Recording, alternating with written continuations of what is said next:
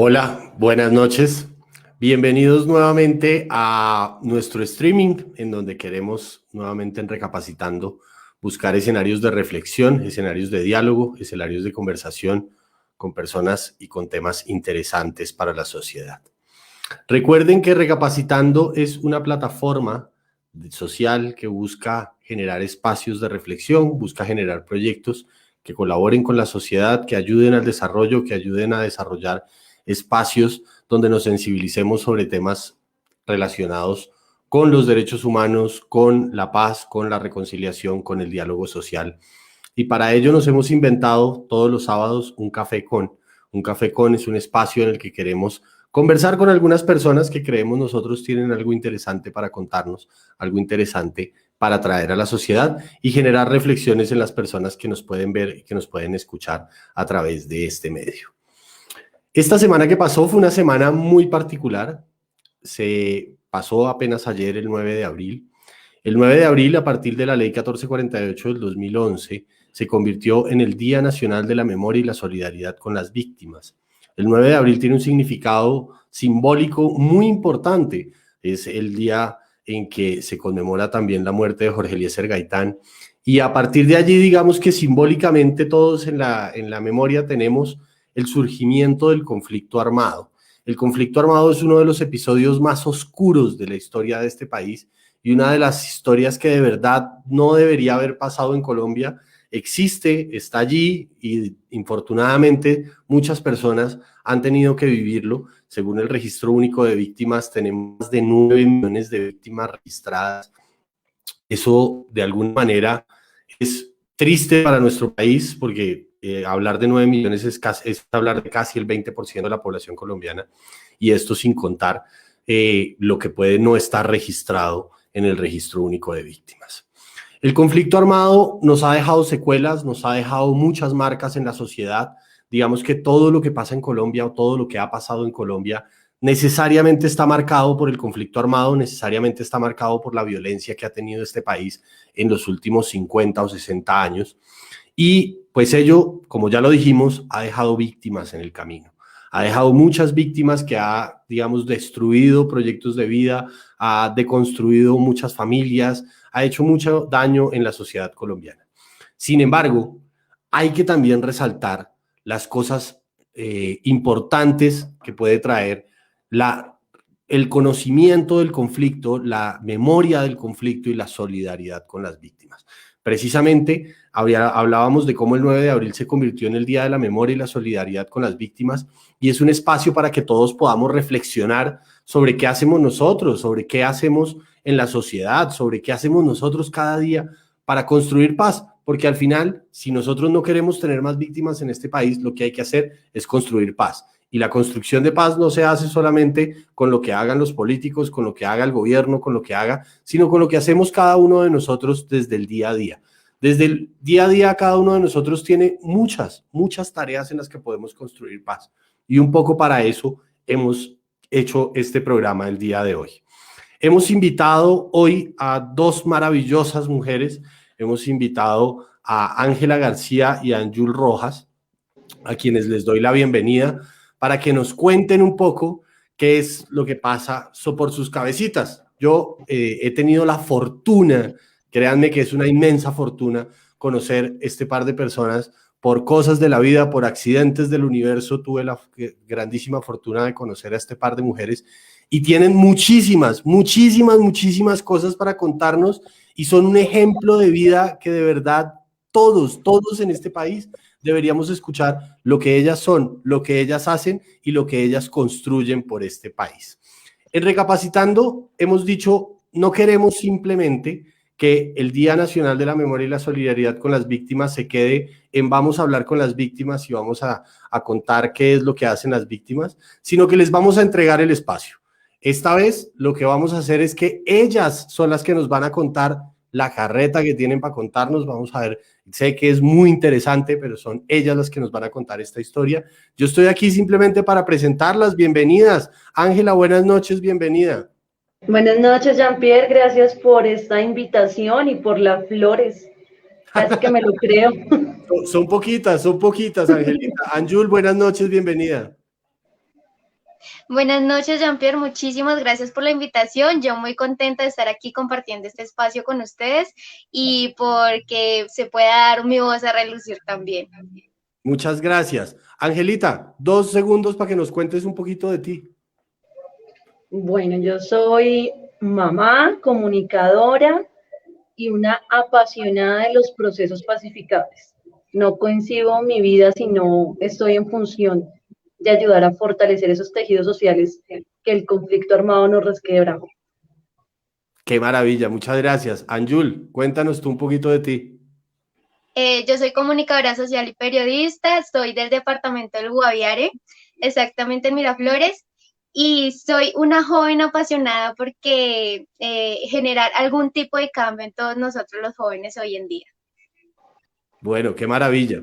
Yo tuve la gran fortuna de conocer a este par de mujeres porque en algún momento de la vida, por el trabajo y por las coincidencias de la vida, coincidimos en un proyecto en el que se pretendía reparar a las víctimas a través de la educación. Desde mi punto de vista, el proyecto más hermoso que hay en el mundo, porque para mí, particularmente, la educación es terriblemente transformadora. No hay un vehículo más transformador en la sociedad que en la educación. Y por eso las hemos querido invitar acá. El espacio es completamente de ustedes. Bienvenidas. Adelante con el programa. Gracias, Jean-Pierre. Bueno, entonces les queremos contar un poco de esto que Jean-Pierre les estaba mencionando ahorita y el universo que inspiró para que estuviéramos juntos en algo que se llama el Fondo para la Educación Superior como una medida de reparación para las víctimas del conflicto armado. Yo ingresé en la primera cohorte, lo vamos a llamar así, en el 2013, segundo semestre, a estudiar comunicación social y desde ahí con Jean-Pierre hemos participado en varios procesos que han vinculado, por un lado, el proceso de fortalecimiento a nuestro proceso educativo, pero también algo que es como víctimas del conflicto y ahora profesionales y en ese momento como estudiantes, podíamos devolverle un poquito a la sociedad de ese gran privilegio que tuvimos de ir a la universidad, aquellos que en algún momento pensamos que iba a ser un imposible, una utopía. En ese proceso, pues conocimos también a Anjul, que también es miembro del Fondo de Educación Superior y que también desde ahí le ha apostado. Entonces, lo primero que quiero que hagamos es que Anjul nos cuente para ella qué ha significado hacer parte de la educación como un proceso reparador. Bueno, yo creo que para todos y nosotros los jóvenes colombianos, para nadie es un secreto que estudiar en Colombia es muy complicado, sobre todo personas que venimos de bajos recursos o incluso personas que venimos de sectores marginados. Para mí fue una gran oportunidad y creo que la educación genera eso, grandes oportunidades y podemos resaltar lo que podemos construir entre nosotros mismos. Quizás muchos de ustedes piensen que esta medida de reparación es corta, pero Anjul me contradecirá, pero ha sido como una plataforma también para acceder a una red de capital social que nos ha permitido fortalecer nuestras iniciativas propias y potenciar nuestras habilidades de liderazgo para la paz. Por eso, digamos que durante el transcurso de nuestra carrera tenemos como unos beneficios económicos para llevarla a cabo, pero también una estrategia que se llama de tu mano para un mejor futuro. Y de tu mano para un mejor futuro es un equipo de profesionales que como Jean-Pierre estuvieron ahí atentos a nuestras necesidades, prestos a brindarnos herramientas socioemocionales y a resolver de pronto algunos conflictos administrativos para que pudiéramos continuar con nuestro proceso de educación. No sé si Anjul quiere contarnos alguna experiencia que haya tenido con el acompañamiento, cómo le ha parecido, si en algún momento dijiste cómo fue mi chica, si no hubieran estado ellos ahí no hubiese sido posible.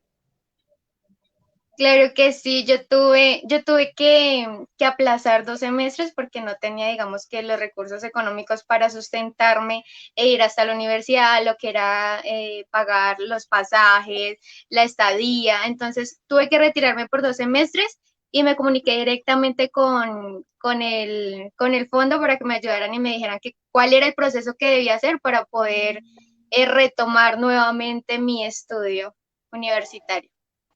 Me fue muy Aparte, bien, gracias a Dios. Aparte de eso, también tenemos como unas pequeñas tareas que nos vinculan aún más con la realidad del conflicto armado, pero también con el enfoque diferencial, también con el enfoque de género, con entender de que si bien somos víctimas del conflicto armado, existen diversos factores intersectoriales que hacen que para unas personas sea más difícil que para otras superar esta condición y poder ser resilientes. No sé si en alguna de las actividades que tú hiciste, digamos, dentro del fondo, tuviste como una experiencia vital que haya sido como significativa en tu proceso, pues, académico y como persona. Yo creo que básicamente los encuentros que nos hacen a nosotros directamente en el fondo, conocer otras historias, otros estilos de vida que de pronto marcaron aún más que la propia historia de uno, tener empatía con esas otras personas y recalcar que si ellos pueden y pueden surgir, nosotros también. Entonces es como ese contraste que uno siempre como que se le apega. Claro que sí. Aquí algo importante de lo que Anjul menciona es que me recuerda mucho que de la mano de este proceso de educación se empezó a despertar en cada uno de nosotros un ejercicio de resiliencia continuo. ¿Por qué? Porque Anjul lo decía ahorita, hay situaciones en las que por más que tengamos cubiertos gastos de la universidad, no es la totalidad. Entonces, si bien puede que para algunos el monto máximo cubra todo su valor de su pregrado, puede que para otros no, y sigue siendo su sueño y deben buscar la manera para poder terminar de cubrir su matrícula, pero también el subsidio de sostenimiento es eso, es un subsidio. Otra parte, pues hace eh, como del componente de nuestra responsabilidad o corresponsabilidad que tenemos con nuestro proceso de formación y empezamos a generar diferentes mecanismos para ser resilientes y poder continuar. Lo que dice Angela ahorita de que tuvo que aplazar 2 semestres por temas económicos es una realidad muy cotidiana y muy común en este fondo de educación. Muchas personas que no hacen parte del fondo, que no tienen la oportunidad de estar en esos encuentros que mencionan Jules, donde uno se da cuenta la multitud de obstáculos que los beneficiarios del fondo enfrentamos para poder culminar nuestros estudios, podrían decir pues que somos como medio descarados porque nos están pagando el semestre, nos están dando un dinero y aún así aplazamos porque no tenemos todas las condiciones. Y es que cuando uno empieza a transitar el camino de la universidad, se da cuenta que la universidad es mucho más que pagar la matrícula. La universidad implica un universo de cosas que son un reto, muchas veces los horarios no concuerdan para que podamos continuar en un trabajo de tiempo formal, tenemos que acudir a rifas, a bazares, a venta de empanadas, de sándwiches, chicle, maní, caramelo, y hacer tareas a compañeros y un montón de cosas para mantenernos firmes. Y ese ejercicio resiliente es el ejercicio que le da como la savia, como ese sustrato que nos permite generar empatía con otros, que era otra de las categorías que Angela ahorita nos mencionaba. Digamos que dentro de mis anécdotas está que yo tuve mis hijos durante mi proceso de formación y eso también, y fueron bebés prematuros. Entonces, en la universidad me decían que iban a ser muy pilos porque yo iba con mis hijos encanguraditos, que es llevarlos aquí con balita de oxígeno a presentar exámenes durante un corte, pero aún así salimos adelante y lo sacamos adelante con mis hijos y por eso los nombraba al principio. Creo que ellos hacen parte de esa fuerza que tuvimos los tres, porque tengo 2 hijitos, para sacar adelante mi pregrado y ellos le dieron mucho sentido a muchas cosas. No sé si Anjul recuerda algo así como puntual que digas, oye, este ejercicio de resiliencia fue duro, pero ahora lo miro en retrospectiva y digo que es muy gratificante. Pues yo creo que básicamente el estado económico, yo acá en Bogotá vivo sola, yo no vivo con mi papá, tengo familiares, pero eh, me independicé, entonces yo vivo sola, tener a mi papá lejos, a mi hermana, entonces creo que es muy gratificante cada vez que logro algo nuevo. Eh, Obviamente pasé por muchas dificultades, momentos en los que tuve que almorzar una empanada, tuve que almorzar un bonjour, en los que no podía desayunar. Entonces todo eso siempre como que lo estancan a uno, pero uno dice, no, yo tengo que seguir y tengo que continuar y tengo que terminar. Ese siempre fue la meta y siempre lo ha sido, culminar los estudios primero que todo. Claro que sí. Otra cosa súper importante de este ejercicio de resiliencia y de empatía que nos permitió el fondo es que dentro de algunas actividades, en mi caso, digamos que tuve la oportunidad de estar, por ejemplo, asociada a procesos que me permitieron entrar en contacto con niños que en su momento eran niños, jóvenes o adolescentes que fueron reclutados por las Autodefensas Unidas de Colombia, que fue el actor del conflicto armado que generó, digamos, como mi situación de vulnerabilidad, y entrar en contacto con estos chicos al principio fue un poco chocante, pero me permitió ir entendiendo que así como nosotros tuvimos que salir de un territorio y movernos hacia la capital, hay otras personas que fueron reclutadas por esos actores armados siendo menores de edad y que tuvieron que vivir situaciones, a mi juicio, mucho más adversas que las que uno vivió, porque en definitiva, nada como mirar hacia atrás y decir, hey, tuve un papá y una mamá que sirvieron de abrigo, que sirvieron de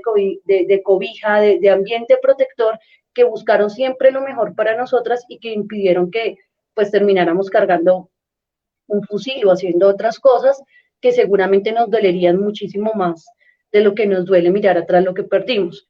Entonces, eso también fue súper importante en el ejercicio de resiliencia porque tuvimos esa oportunidad de sanar y de sobreponernos al dolor y de empezar a hablar de perdón.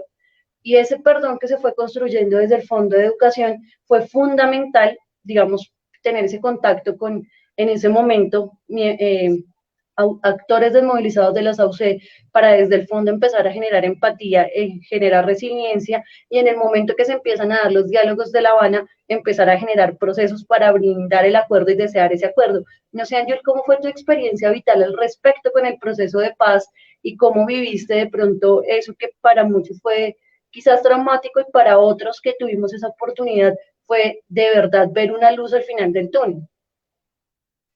Bueno, yo he tenido como varias indicaciones con eso porque las personas de la ciudad no viven directamente lo que es la guerra, no conocen el significado de la palabra miedo, por decirlo así. En Miraflores yo me acuerdo que antes, todos los días a las 2 de la tarde había un enfrentamiento.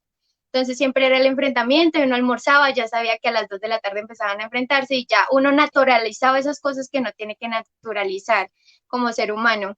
Cuando empezó el proceso de paz, todo fue cambiando porque para el pueblo de Miraflores fue demasiado notorio que ya no se evidenciaban ese tipo de cosas, ya como que todo eso se calmó y son cosas pequeñas que pues para nosotros nos identifican demasiado y nos conmueven, que para otras personas dicen como no, el proceso de paz, no sé qué, no sé, y tienen mucho más rencor que nosotros los que en serio vivimos todo ese tipo de cosas que realmente no se le, no se le qué, no se le, no quiere que otra persona viva esas cosas. Como que Claro, se le es que atribuye. el tema de lo que tú dices es muy cierto porque una de las discusiones académicas y sociales que siempre se ha dado en torno al proceso de paz ha sido que es muy fácil opinar sobre la guerra cuando la hemos vivido frente al televisor, en la Desde comodidad la de nuestro sofá y con el control en la mano. Que si yo me cansé de la guerra, cambiamos el canal. Nosotros no, nosotros tenemos otra perspectiva por nuestra experiencia vital y es una experiencia vital que nos ha conectado con otras realidades. A mí me parece maravilloso que hoy podamos tener esta conversación y que podamos decirle a la gente, aún en la ciudad, que, que se acerquen un poco más a estas realidades. Tenemos un montón de material hoy en día para acercarnos a relatos, a historias, a un montón de cosas de ejercicios resilientes que permiten entender y comprender que lo que se dice desde el corazón y se dice de forma sentida, porque son realidades muy alternas y muy diferentes, como tú las decías, a la de la ciudad. Entonces a mí sí me parece súper chévere eso, me parece muy chévere que en el momento que se presentó el tema del acuerdo y luego con lo del plebiscito y demás, que desde el fondo nos organizamos de forma autónoma y hacíamos pedagogía del acuerdo, íbamos donde nadie más quería ir a hablar del acuerdo. Yo viví ese proceso también de la mano del Instituto de Paz y No Violencia de la Universidad Minuto de Dios, y me acuerdo en cada esquina, en cada esquina estratégica que se nos ocurría, dando agua panelita y diciéndole, oiga, vecino, ¿usted sabe qué es esto? ¿Usted sabe por qué esto? ¿Por qué lo otro? Y mucha gente aún no entiende que los únicos que perdieron con el no en el plebiscito fuimos nosotros, las víctimas del conflicto armado, porque hay muchas modificaciones que se hicieron que no van a permitir que accedamos de forma total a la verdad y que la reparación sea un proceso tan lento que nunca alcancemos, digamos, como ese máximo. de reparación integral. Pero no obstante, existe esto de la estrategia del fondo y a mi juicio, y como que me adhiero a lo que decía Jean-Pierre, y para mí es una de las medidas más efectivas de reparación.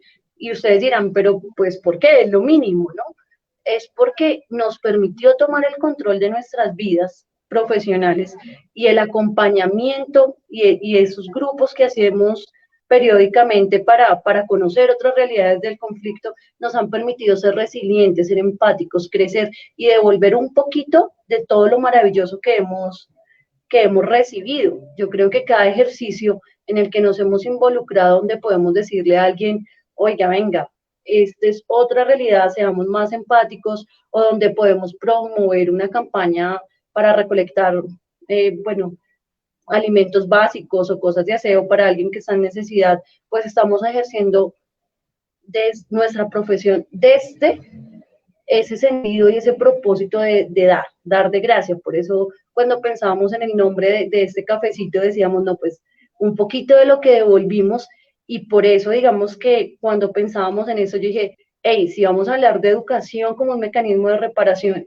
y vamos a hablar de que estamos en capacidad de devolver un poquito, pues hagámoslo con Anjul, y Anjul, pues te cedo la palabra para que seas tú la que cuentes esta experiencia maravillosa que a mí me ha impactado y me ha gratificado un montón saber que hay gente que sigue haciendo cosas y se las sigue jugando aún en medio de una pandemia. Bueno, pues nosotros con una compañera de la universidad en el trabajo de tesis decidimos hacer un festival internacional de arpas que era encaminado hacia hacer un homenaje a la paz. Era más que todo hacerle un homenaje a las víctimas del conflicto armado y a todas las personas que hemos vivido la guerra. Las dos somos víctimas del conflicto armado y creo que por eso tuvimos como esa cercanía y esa idea de crear, de recrear todo esto a base de la cultura. Como objeto principal teníamos el arpa, porque ella es una arpista muy reconocida que ha viajado de forma internacional. Entonces, lo que ella quiso fue como todo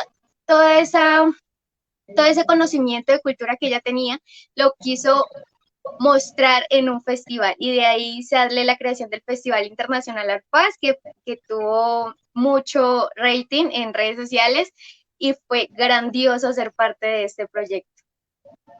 Bueno, yo tuve la experiencia de estar involucrada como espectadora y quiero contarles un poquito, si ustedes después les pica un poquito la curiosidad, pueden buscarlo en redes sociales y ver un poco de lo que fue, pero mi experiencia como espectadora fue, uno, un acercamiento a una cultura, comprender muchísimo más que es todo esto del folclore llanero y cómo el arpa como instrumento se convierte en un medio de comunicación súper importante para las comunidades que no solamente lo utilizan, sino como que lo habitan, ¿no? Es una vaina muy mágica, pero además como ellas nos iban entregando tipsitos y cositas educativas para comprender cómo la cultura de paz es una cultura que trasciende fronteras.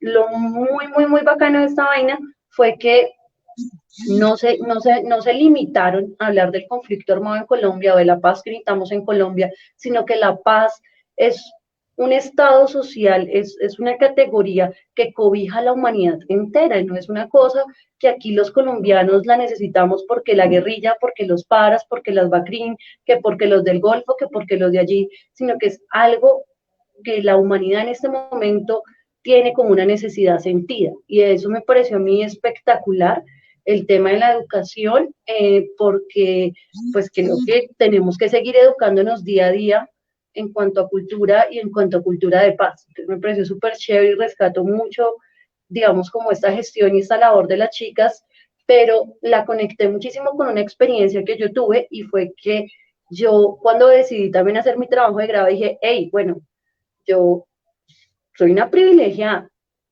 Muchos me podrán decir y muchos me lo han dicho, oiga, pero es que eso es lo mínimo del Estado, garantizar el acceso a la educación superior, sí, pero si miramos las cifras, somos unas privilegiadas, poder estar en la universidad, poder escoger la carrera que quisimos, poder escoger la universidad, bueno, un montón de cosas que no cualquier colombiano se puede dar el lujo.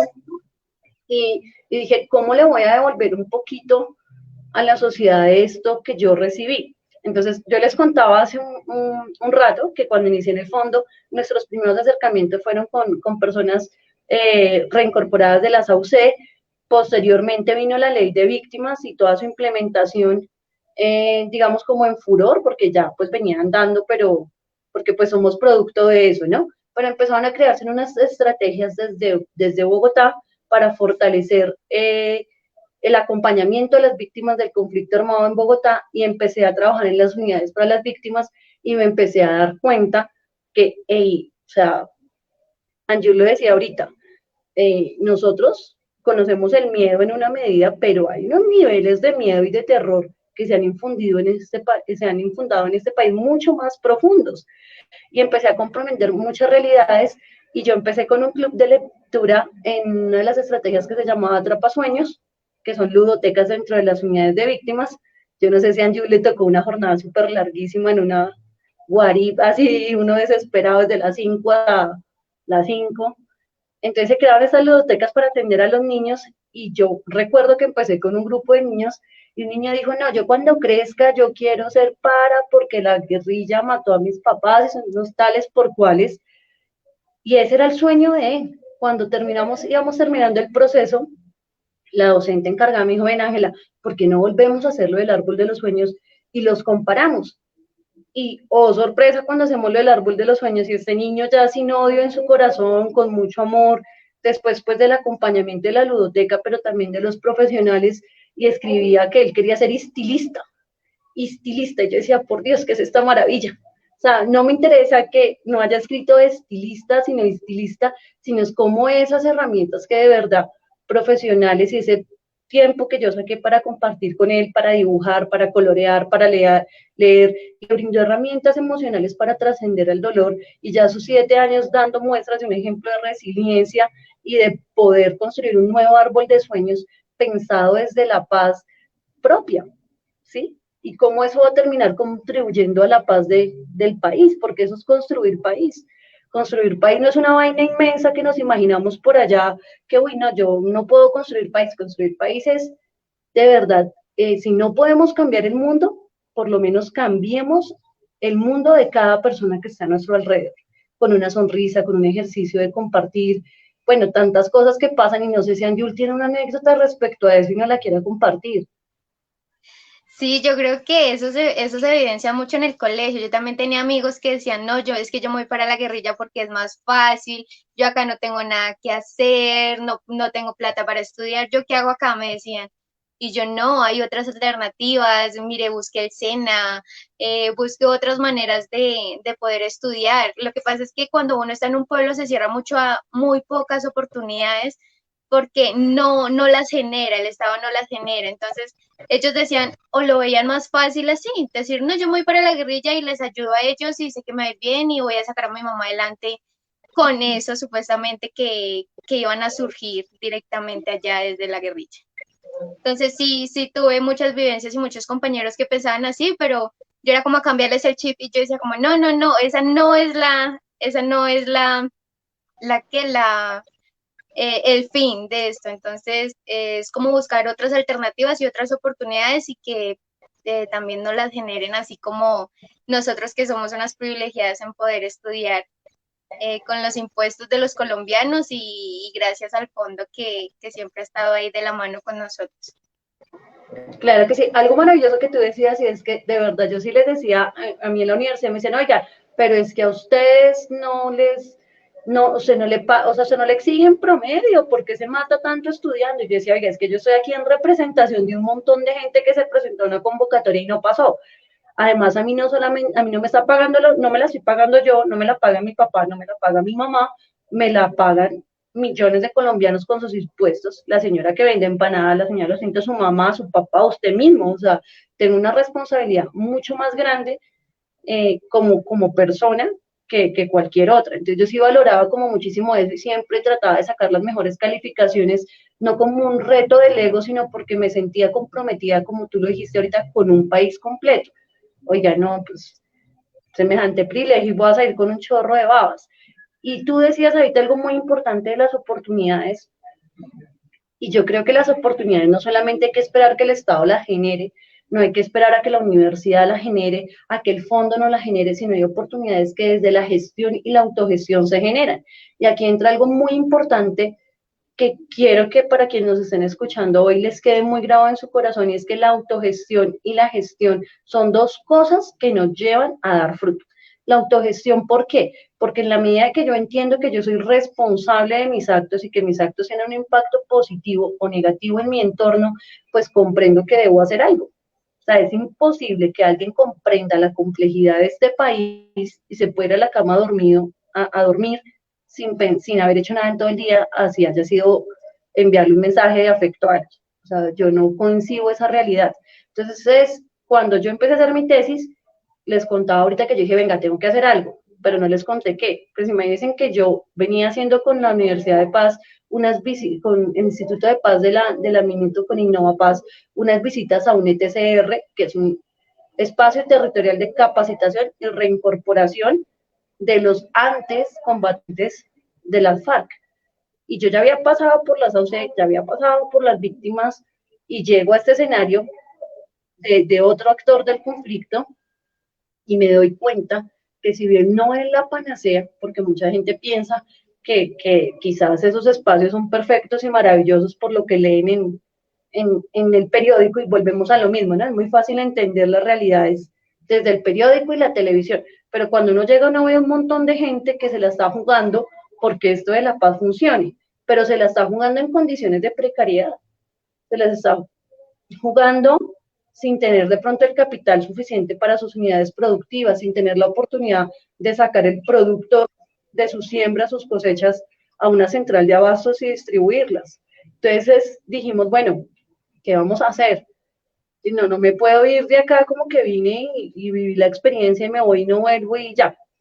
Y ahí empezó ese proceso con los excombatientes, las mujeres, y detecté que había algo que desde mi profesión podía ser muy útil, y era tender puentes entre los diálogos de improbables. Y ustedes dirán, bueno, ¿y qué es esa vaina? Pues el diálogo de improbables es la gente que por sus características usted creería que jamás se van a hablar y jamás van a hacer algo juntos por el lugar del mundo, por el lugar que ocupan en el mundo. Entonces esto empezó a pasar y empezamos a conectar con la ayuda de una chica de la ONU, a las mujeres de la ERENI, a las mujeres de la policía, a las mujeres del ejército, con mujeres víctimas del conflicto, con mujeres excombatientes, en torno a la cocina. Y empezamos a compartir recetas y a cocinar, y cuando me di cuenta teníamos un montón de material de memorias para escribir canciones, y nosotros también lo hicimos a través de la música y de la música llanera, y luego empezar como ese proceso de catarsis y conectar realidades. Y yo les acabo de nombrar unos actores, y había un actor que a priori, o sea, en mi primera lectura no había identificado, y es que era muy diferente ser mujer excombatiente que llegó a la dejación de armas con todo el conjunto de las FARC, a ser mujer excombatiente que dejó las armas antes del proceso de paz. Y como había un estigma aún de traición, de detractor, y como habían ahí unas, como le dijera yo, como unas pullitas que limar, y unas asperezas que pulir para que hiciera un mejor trabajo. Y eso fue maravilloso, porque a la par surgió la panadería en el ETCR Mariana Páez, y cómo pudimos acompañar y ver a estas mujeres florecer, y cómo dos de ellas se lanzaron a, a ese momento a campaña, creo que era para el consejo, si mal no recuerdo, y cómo se la jugaron y cómo se formaron y cómo empezaron a pensarse desde mujeres, ya no en armas, desde mujeres ya no desde el estigma, sino desde mujeres que estaban siendo empoderadas y estaban ejerciendo transformaciones en su territorio. De ese proceso surgieron dos ludotecas, una en el ETCR Mariana Páez y otra en el NAR Simón Trinidad, y algo que cuando estábamos planeando esto decíamos respecto a la autogestión es, se hizo sin un peso en el bolsillo. ¿Que se gastó plata? Sí. ¿De dónde salió la plata? Aún no lo tengo muy claro, pero se empezaron a unir voluntades y sinergias. Y la autogestión pasó a ser gestión y se consolidó en dos ludotecas que brindaron herramientas para atender a niños y niñas de la primera infancia en dos lugares donde nunca se pensó que iba a haber esta población. Muchos le llaman el baby boom, y yo decía, eso del baby boom es un poquito como medio peyorativo, y empezamos a llamarlos hijos de la paz porque no eran solamente los hijos de los excombatientes, sino también los hijos de las víctimas y los hijos de las comunidades en territorios donde la gente realmente se la pensaba en si traían o no más niños a este mundo, porque pues corrían el riesgo de terminar empuñando un arma. Entonces, cuéntanos un poquito cómo fue tu proceso de autogestión y gestión para llevar a cabo este festival internacional, Anju.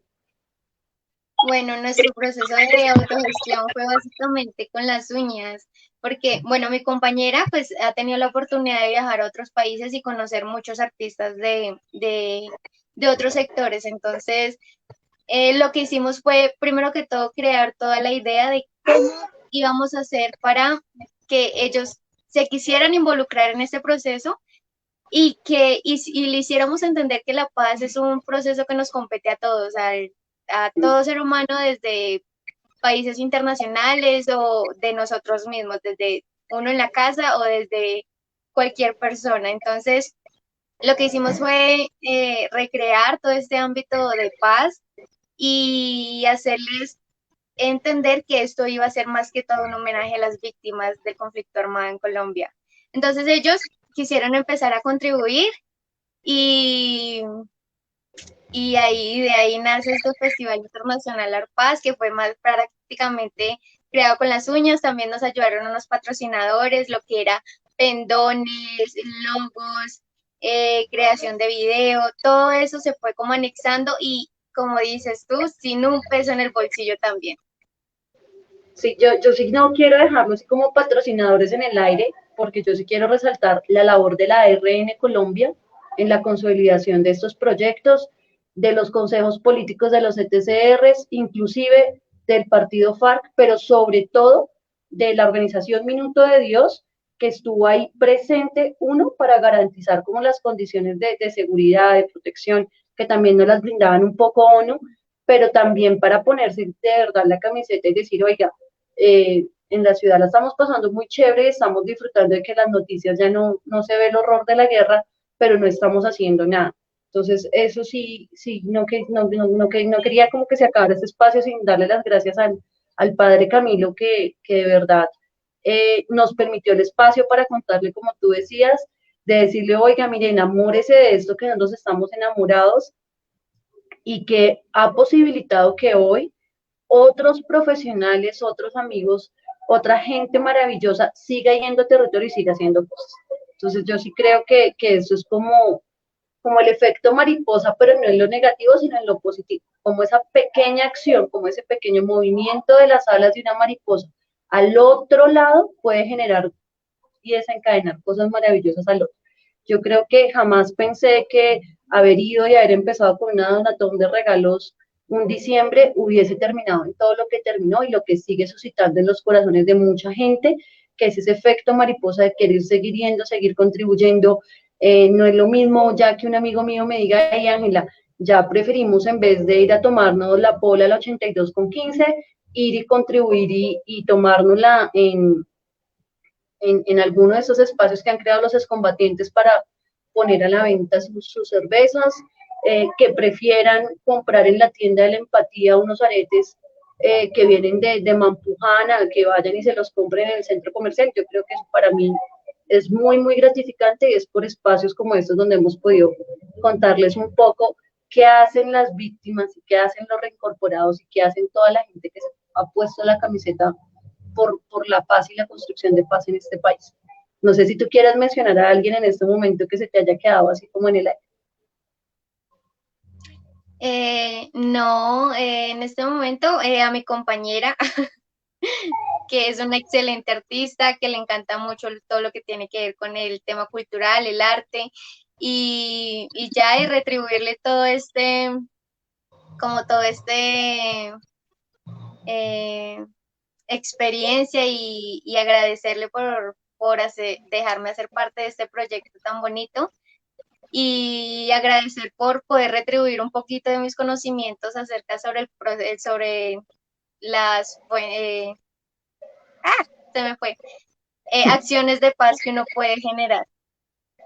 Pero ¿cómo se llama la compañera? Porque sigue en el anonimato. Se llama Paula Andrea Martín, es una persona excelente y es muy, muy, muy buena. en lo que hace. Súper chévere que existan personas como Paula, como tú, como Jean-Pierre y como mucha gente que hemos conocido en el fondo y que siguen pues liderando cosas desde su ejercicio de resiliencia, súper, súper importante, pero también contribuyendo pues a que tengamos un país cada día mejor, no menos peor, sino cada día mejor. Yo sí creo que cada día pues puede ser mejor. Entonces, bueno, Sí, ¿qué otra cosita se nos escapa? Dime. de alguna manera nosotros como jóvenes tenemos que retribuir todas estas acciones, ¿no? Ya como tú decías, ayudando desde uno mismo, generando, dando conocimiento, todo eso también es parte de crear paz en Colombia, desde la manera en que uno se comporta con las demás personas. Pues era un poco lo que nos decía Jean-Pierre en la invitación, ¿no? Es como desde mi profesión, pero como también vamos creando otros espacios, ¿sí? Porque no siempre el trabajo nos va a dar todas las herramientas para construir lo que queremos construir, pues porque finalmente tenemos que cumplir con las obligaciones laborales, ¿sí? Y no siempre están alineadas con ese propósito superior que yo creo que tenemos los que estamos llamados a construir paz y por eso creamos otras estrategias. En mi caso particular, pues con Hijos de la Paz, que ahí siguen andando cositas, pero también en algún momento tuve pues el privilegio de estar en la Escuela de Liderazgo para la Paz en la Universidad de los Andes, también conocer personas maravillosas. Si no hubiese sido por la pandemia, yo creo que hubiésemos podido seguir haciendo cosas muy bonitas en las instituciones educativas de Cátedra de Paz, pero pues también como que en mi trabajo siempre trato de ser como la persona que conecta a la comunidad entre sí para que logren procesos comunitarios y colectivos que den un fruto de un bien común, porque algo pues que ha caracterizado, digamos, a, digamos que a las comunidades es como donde ha habido conflicto armado, ese resquebrajamiento del tejido social, y cómo se empiezan a fortalecer esos hilos y a reconstruir. Karen nos pregunta que cómo desde la profesión están ayudando a la construcción de paz. Bueno, las dos somos comunicadoras y voy a hablar de mí, después dejo que Anjul conteste, y es que como comunicadora yo me prometí ser una comunicadora no para construir contenidos para los medios, no para posicionar empresas, sino una comunicadora para el cambio social y el desarrollo territorial. Entonces siempre mi enfoque laboral, cuando yo pienso, bueno, ¿dónde voy a trabajar y cuál es el proyecto y a dónde me están invitando? Pienso es, ¿qué puedo hacer por esa comunidad desde mi profesión? Hace poco tuve la oportunidad de estar en el municipio de Barranca de Upía con la Fundación Guaycaramo en un proyecto maravilloso que inició siendo como docente del Club de Comunicadores y empoderando a los chicos en herramientas audiovisuales para contar sus memorias históricas, pero también para hablar de educación sexual, pero también para hablar de las problemáticas del municipio. Y por el tema de la pandemia pasó a la virtualidad, pero abrió la posibilidad de crear un espacio que fue la red juvenil y desde la red juvenil empezar a identificar desde sus fortalezas cómo podían contribuir al fortalecimiento del tejido social y surgieron proyectos de muralismo colectivo, una vaina loca, porque quizás ustedes dirán muralismo colectivo, pero es que pintar paredes, y me podrá contradecir a Anjul si estoy equivocada desde su realidad, pero desde mi realidad en un territorio afectado por el conflicto, pintar las paredes es una vaina loca, porque por ejemplo allí se vivió el horror de la guerra desde los paramilitares y para los paramilitares las paredes deben ser impecables. Y llegar y construir murales que transmitan ese sentido de pertenencia por el territorio y resalten lo bonito del territorio en un territorio que ha sido batido por el conflicto fue una experiencia gratificante, como lo fue apoyarlos en el tema de diseño de piezas también para el turismo comunitario, pintar una vereda con nuestras manos, hacer allí murales que no solamente embellecieran, sino que comunicaran eso esencial que es la comunidad y a la vez fortalecer, pues digamos, sus habilidades técnicas, adaptativas y comunicativas para hacer turismo. Creo que desde ahí estamos construyendo paz. La paz no es solamente sentarnos y hablar del acuerdo o de la ley de víctimas o de si hay o no hay diálogo con el ELN o si este o aquel político, sino la paz es eso que transforma realidades impositivas en realidades positivas y empodera a las comunidades para que lo hagan. Acciones sin daño. Creo que eso es como desde nuestra profesión contribuimos a la construcción de paz. Entonces, Anjul, si quieres contestarle a Karen. Yo desde mi carrera quiero seguir creando escenarios de paz en donde pueda beneficiar a muchas comunidades y muchas sociedades que que no tengan como este tipo de visibilización, por decirlo así, y quiero rescatar la idea de generar paz a través de otros ámbitos, puede ser desde el arte, desde la cultura, desde el baile, desde expresiones, desde la actuación. Quiero que esos niños que todavía viven en esos sectores marginados tengan otro tipo de sueños y otro tipo de oportunidades. Entonces, por ahí me encamino yo hacia crear paz. Yo quiero como devolverle un poquito la pregunta a Karen que nos la hacía y es, ¿cómo ustedes que nos están escuchando, que nos están viendo, se piensan como actores de construcción de paz en el país desde sus profesiones, desde sus lugares del mundo? ¿Qué están haciendo? Y si no están haciendo nada, los invito a que empiecen a ser partícipes.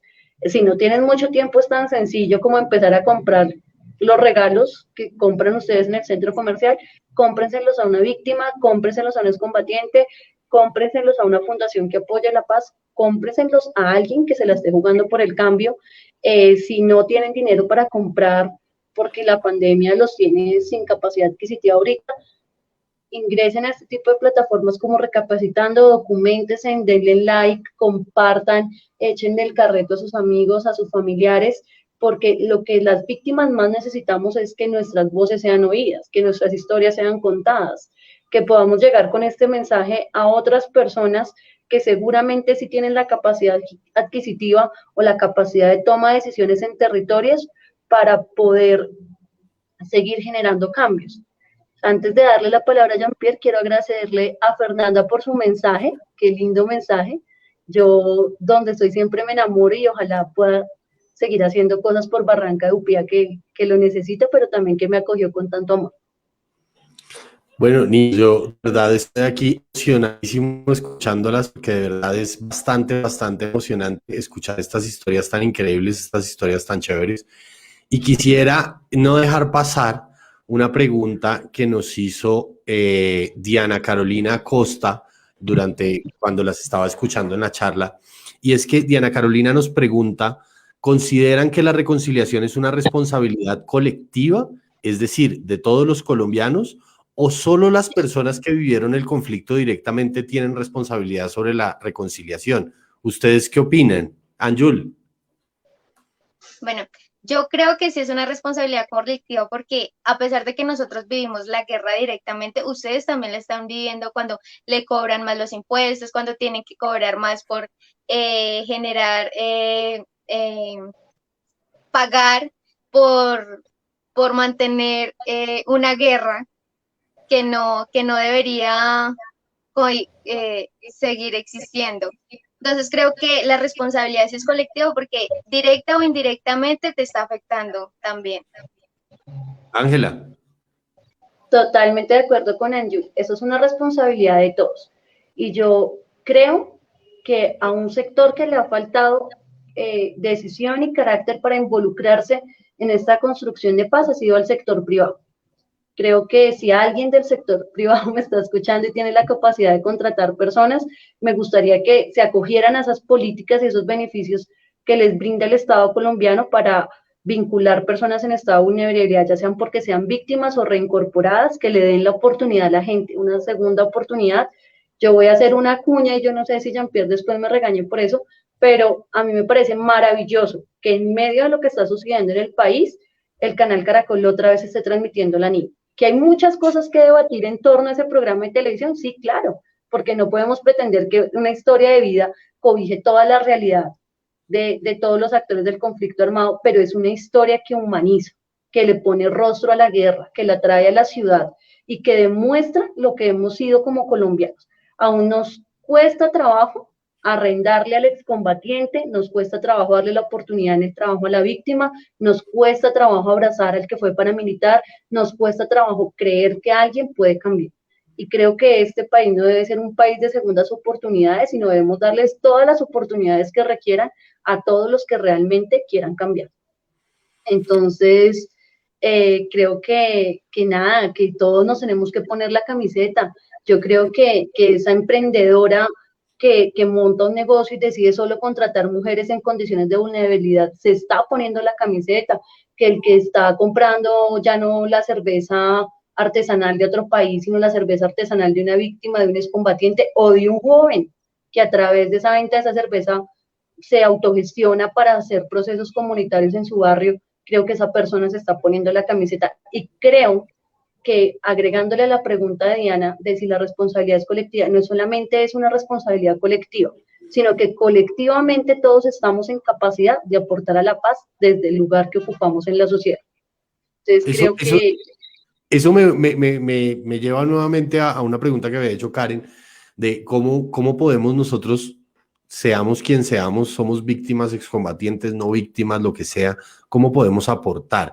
Ángela ya daba, digamos, algo importante y es apoye los emprendimientos que tienen las víctimas, apoye los emprendimientos que tienen los excombatientes, pero yo le agregaría a eso, sobre todo, no repita los modelos de violencia, porque es que en Colombia nos hemos acostumbrado a resolver los problemas violentamente. Y de ahí es que nace finalmente el conflicto. Finalmente es porque todos hemos entendido que al que piensa distinto, que al que piensa diferente, que al que piensa de otra manera, al que no piensa como yo, hay que destruirlo, hay que acabarlo y hay que eliminarlo. Y ese es el principal estereotipo que nosotros deberíamos cambiar para poder llegar algún día a hacer la construcción de paz pues completa, a donde quisiéramos llegar todos, a que de verdad tuviéramos un país completamente en paz. Una última pregunta que nos hace Fer Moreno. ¿Qué creen ustedes, qué opinan ustedes, supongo, de la conmemoración del Día de las Víctimas? Angelita. bueno, a mí me parece un día maravilloso. Para mí es un día de fiesta porque es un día donde recordamos que sí existen víctimas del conflicto armado. Y algo que quiero que Fer recuerde y que las personas que nos están escuchando sepan, si no lo saben, es que fue la ley 1448 la que nos dio la calidad de víctimas. Antes éramos vistos como los desplazados y pobrecito el desplazado. Entonces era una categoría peyorativa. No voy a entrar a discutir los términos legales de por qué esto o lo otro, sino de cómo nos sentíamos. Entonces, para mí en el colegio era muy vergonzoso decir que era desplazada, porque el imaginario desplazado era de cartel en el semáforo pidiendo la limosna.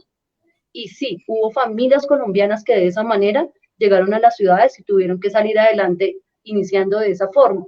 Pero también hubimos familias que no, porque también se cree que las víctimas todas son pobres y no todas las víctimas son pobres. Yo creo que todas las víctimas somos seres humanos muy enriquecidos, no solamente lo estoy hablando ya no desde lo económico, sino desde los lugares del mundo que ocupamos, porque hemos sido resilientes, hemos sido sobrevivientes de realidades muy crueles, pero también hay víctimas de todos los estratos socioeconómicos.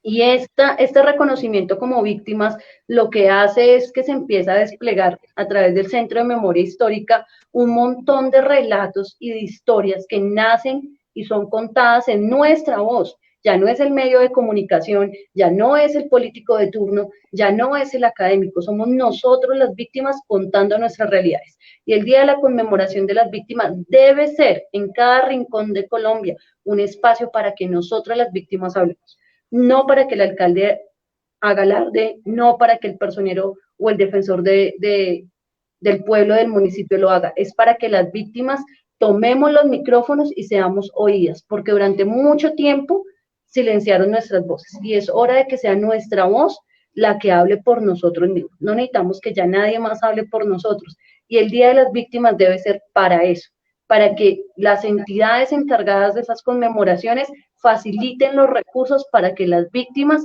hagan oír su voz.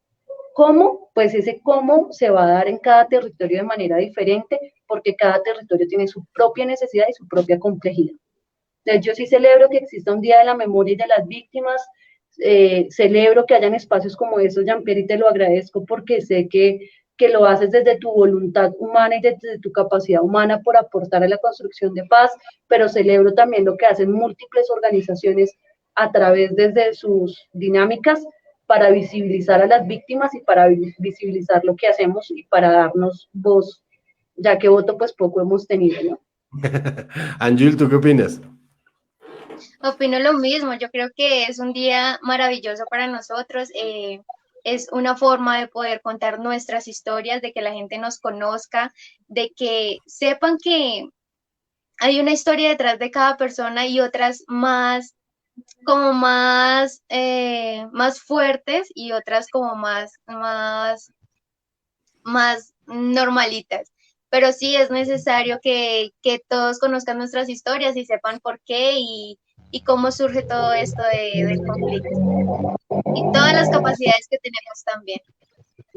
Maravilloso. Lastimosamente se nos está acabando el tiempo, nos quedan 4 minutos y yo quisiera que en esos 4 minutos hiciéramos como unas reflexiones finales y llegáramos a unas conclusiones.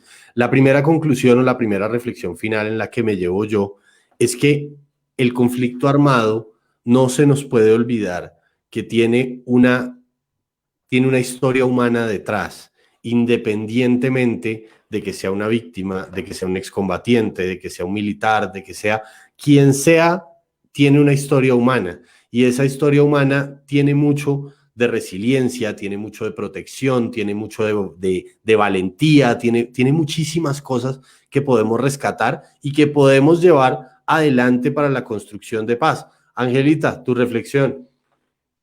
Bueno, mi reflexión es que con o sin pandemia, sea quien esté al mando, hablándolo gubernamentalmente, y pase lo que pase con las reformas que se vengan, con los miedos que tengamos, tenemos que seguir trabajando en creernos nosotros el cuento y ayudarles a todos nuestros conciudadanos a creerse en el cuento que la paz sí se construye desde la base social, que eso es una cosa que se construye desde la base social, que no nos la va a hacer ningún gobierno, que no nos la va a hacer ningún político, ninguna ONG, ningún ente de cooperación internacional. La paz la vamos a construir nosotros como la hemos venido construyendo y somos nosotros los que la debemos blindar y fortalecer.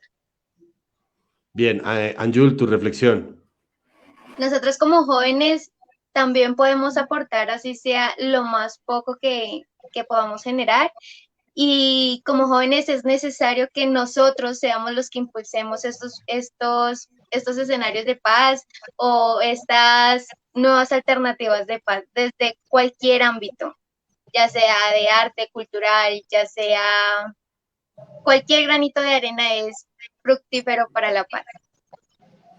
De acuerdo, yo me quisiera quedarme digamos, con esto último que acaba de decir Karen Juliet en el chat del Facebook, y es que ella dice: yo soy fotógrafa y desde mi área me gustaría ayudar a ser parte de proyectos que plantean para generar contenido y de esta manera apoyar la construcción de la paz.